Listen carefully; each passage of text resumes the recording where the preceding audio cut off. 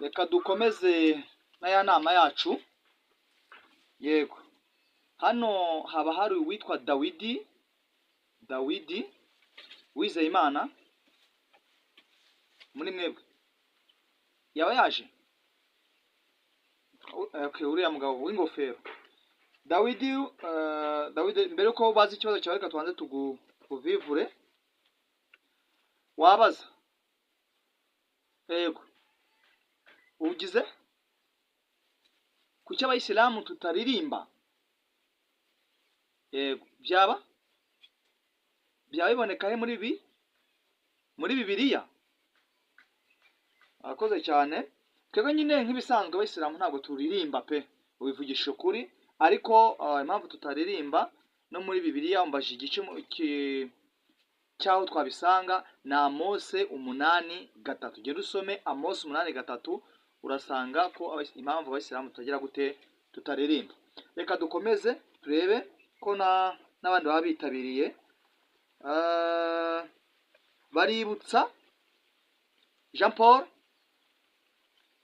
yaba yaje nawe, uheruka muri ya nama yari ahari, yaba yaje muri cya gihande. Yego, ndakubona. Baributsa. Urabaza uti kuki abayisilamu dusenga kangahe ku munsi? Ikibazo cyiza cyane. Nibyo, ariko agomba kubaza Baributsa akagira gute agasubizwa. Baributsa rero abayisilamu dusenga 5 ku munsi. Nubimenya, nubishaka neza, uzegera abayisilamu banze bagusobanurire neza. Umwaba afite umwanya urambuye ubuti kugenda tureba abatumirwa.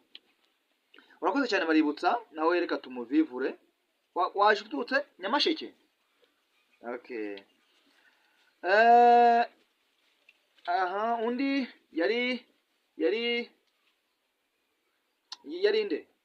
Simwibuka izina, ariko sinibuka izina rye, aho najyanditse urupapuro ndarubura. Yabaje ngo ninde wagambaniye Muhammad ko Yesu yagambaniwe na Yuda? Ahibije ikibazo. Muhammad ntawamugambaniye kugira ngo apfe, ariko na Yesu nawe ntiyapfuye. Yego.